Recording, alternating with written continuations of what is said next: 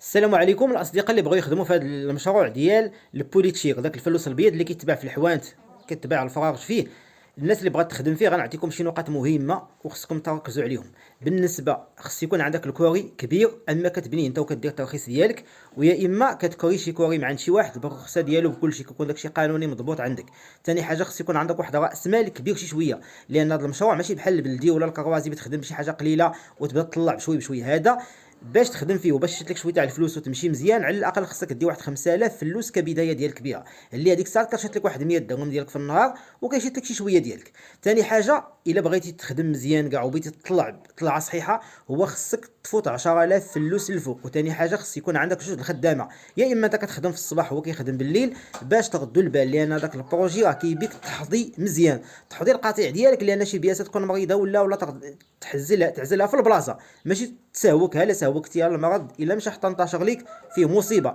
وما يقول لك شي واحد تلقيحات، راه كتعطي تلقيحات وكتحضي وكدوش قبل ما تدخل، والسلعه وداك اللبسه ديالك باش كتدخل لعند السلعه خصها تكون خاصه، كتعلقها تما، والبوط باش كتدخل.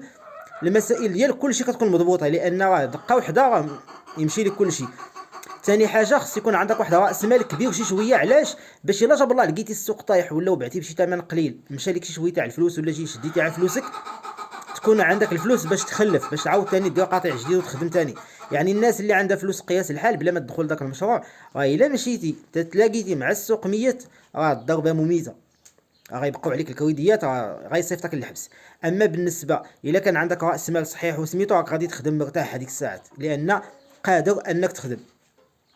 تقدر تلاقى مع الناس اللي غيعطوك الفلوس غير هكاك حتى تبيع السلعه ديالك، وبتلاقى حتى مع صحاب العلف غيعطوك العلف غير هكاك حتى تبيع السلعه ديالك. تعرضت عليه شحال من مره، ولكن خصك شويه ديال المجازفه وتكون قادر انك الا جاب الله وقع شي مشكل ترد الناس فلوسها.